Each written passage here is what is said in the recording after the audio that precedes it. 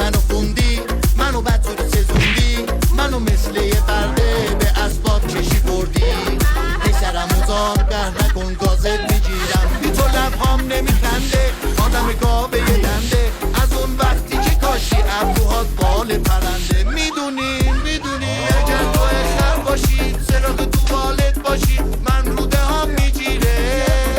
کاش میشد میگفتی که غذا درست میکردم، وقتی قهری با من شیلو تاخ میکردم.